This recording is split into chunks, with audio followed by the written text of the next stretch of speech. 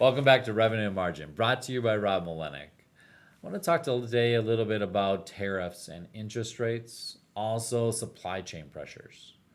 So right now, this is a very chaotic time frame.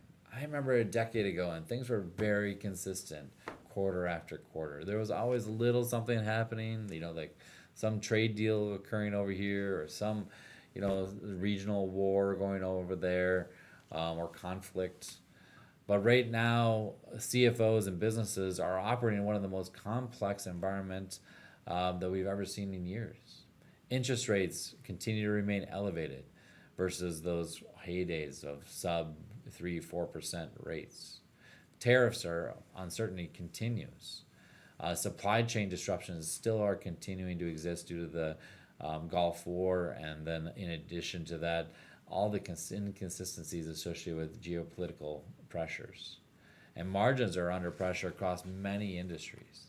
The challenge is that many companies have built their operating models during a decade of cheap capital, and that environment just no longer exists. Debt is more expensive, inventory carrying capacities are higher, and operational mistakes are less forgiving. For manufacturing distributors specifically, tariffs are creating uncertainty across the world. Sourcing, pricing pressure, customer contracts, and margin planning.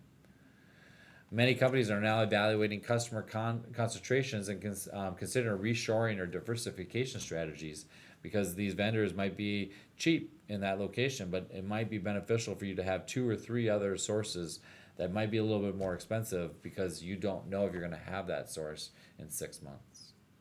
At the same time, higher rates impact everything: equipment financing, real estate costs, working capital facilities, acquisitions are higher than ever, and customer purchasing behavior is inconsistent. From my perspective, this is where CFOs have become significantly more proactive within companies and showing more and more value if they're not just, I would call governance CFOs where they're closing books, but CFOs that are more operational leaders. Finance leaders can't just report on historical results anymore.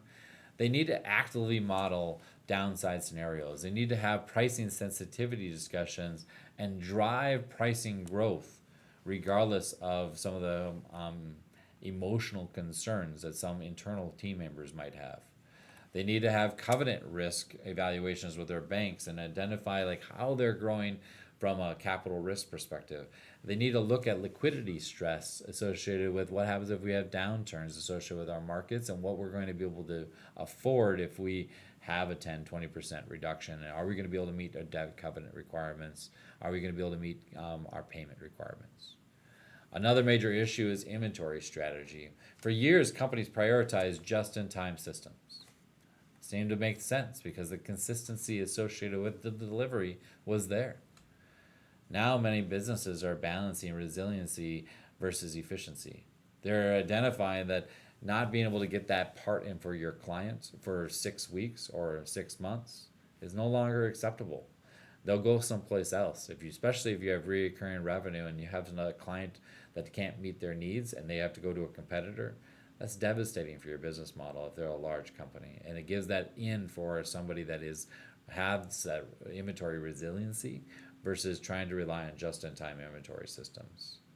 That impacts working capital though, and understanding how much risk or what to invest in versus just buying everything is key because a lot of firms no longer have some of those key strategies that they used to have back in the 70s and 80s about how and what kind of inventory do we buy because they don't know the supply constraints they might have and the distribution constraints they might have, and they need to evaluate that. And that's where a CFO potentially comes in and helps with that discussion. Ultimately, companies are navigating this environment are the best ones with strong forecasting, operational discipline, and pricing agility, along with a rapid decision making process that fundamentally is accurate 99% of the time. If you've got leaders that are making decisions that are causing an EBITDA shortfall, you've got the wrong leaders in place in this environment today. You need to have a CFO, and I keep saying that CXO roles, where somebody with a CFO strategic mindset is able to come and operationally balance your your firm and drive forward P&L balancing and growth without having to have significant amount of hand-holding and support. This environment is difficult, but also creates opportunity for great leaders. A well-managed company can gain market share while weaker competitors are going to continue to struggle with liquidity, execution, EBITDA constraints, and revenue shortfalls. Love to talk to you more about how we can help drive this for your firm. We're able to drive significant value for companies across the United States and across the world now.